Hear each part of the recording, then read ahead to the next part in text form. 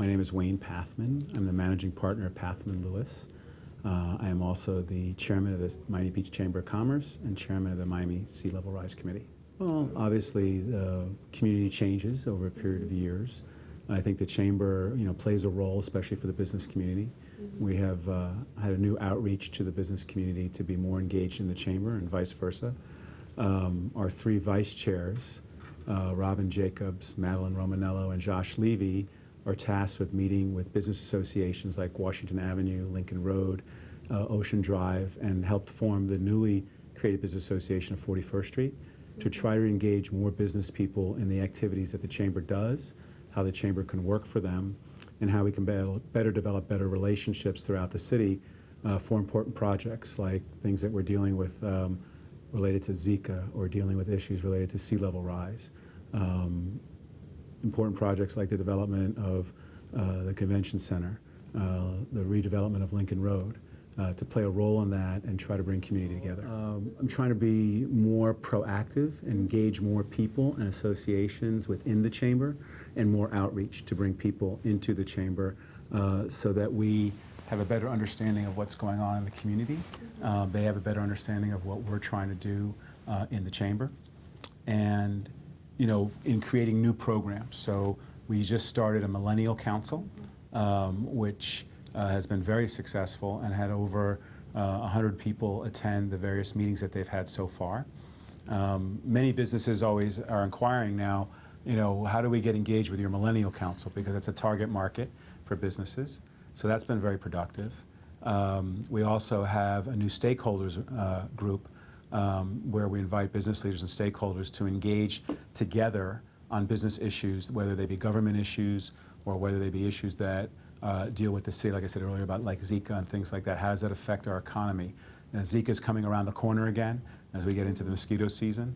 So many restaurateurs, hoteliers are very concerned as to what is our proactive marketing. How are we going to let the world know that we're open for business and that this is not something that's in epidemic proportions and that you shouldn't come to South Florida. So we're working on all of those types of things through the chamber by creating new avenues to deal with those people who have known about the chamber. Some have even been involved, but they haven't been engaged.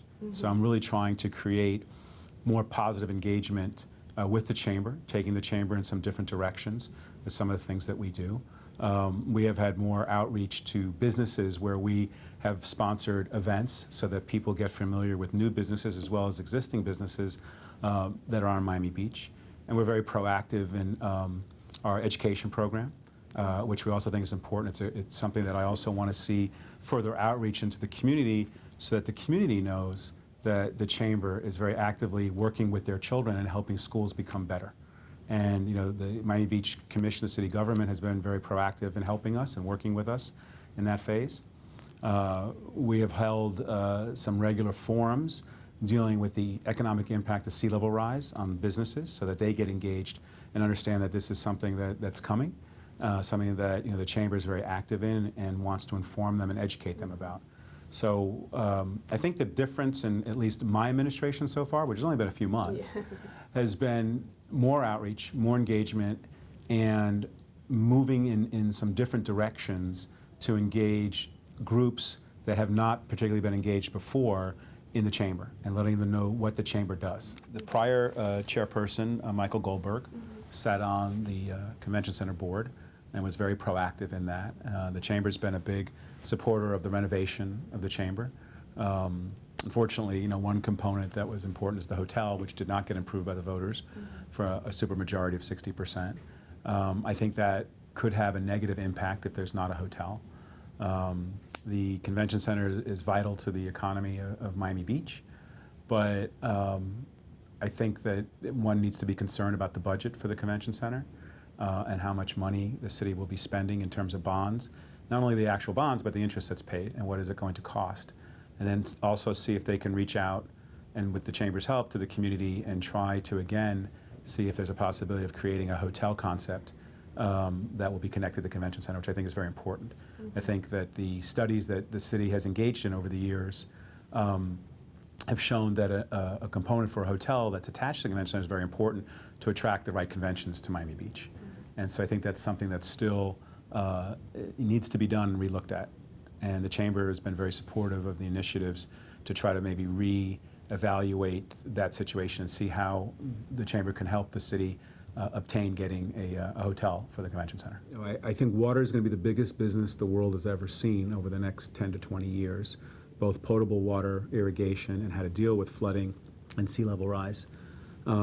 Starting with Miami Beach is unique in that it's an island. It's a barrier island. Most of it is man-made and dredged as you get west of Collins Avenue, which is on the reef, is the high ground, so to speak, but the rest is made up of limestone and muck. And as many know, during king tide season and heavy rainfall, there are times when the city has flooding in various areas.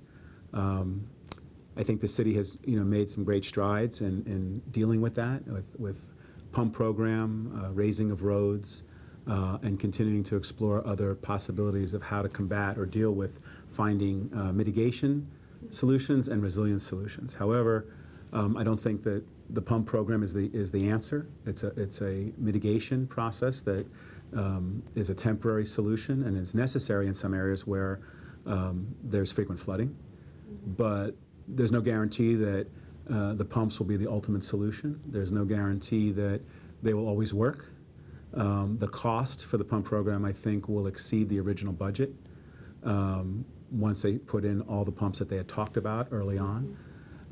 I think there are some concerns for the environment with the pump program that some of the educational institutions like University of Miami, FIU, and also NOAA have addressed the City Commission on in terms of bacterial impact or from the outfall into the bay or turbidity. That needs to be further looked at, especially if you end up having 60 to 90 pumps running at one time. I also think the pump program should have secondary power because while the lines are underground, I don't believe that every pump has secondary power. There are generators that the city uses from time to time, but if during a major storm or a hurricane, a substation goes out, all the pumps will go out. I don't know if they plan to try to have a generator for every pump. I'm not sure that that's practical or easy to maintain, especially during storms. But there are always problems with solutions. You find a solution, it may create another problem. Sometimes the raising of the roads is necessary, but it also then creates problems for surrounding properties, whether it be commercial or residential. Once you raise the crown of the road, you have slopes into people's property, which could create flooding in the future. The city has already been experiencing that, but they are diligently trying to work through the Chief Resiliency Officer, Susie Torrente, who I think does a terrific job. They are trying to work to find solutions, but those solutions may be difficult for property owners and for the city to deal with. Unfortunately, Miami and Miami Beach, Miami-Dade County are ground zero for dealing with the economic impact of sea level rise. And so we're quite far away from finding resilient solutions because there's so much more to do. Miami Beach has taken the initiative to change things in their code, like their base flood elevation, raising it or permitting developers or builders to raise it from 1 to 5 feet, and it doesn't count towards your height limitation. They are currently looking at other revisions to the code that will help build more resilient buildings or projects. They are, I think, also taking the initiative to educate internally the administration as well as the boards that ultimately vote on approval of projects, so they take this in consideration, which I think is very important.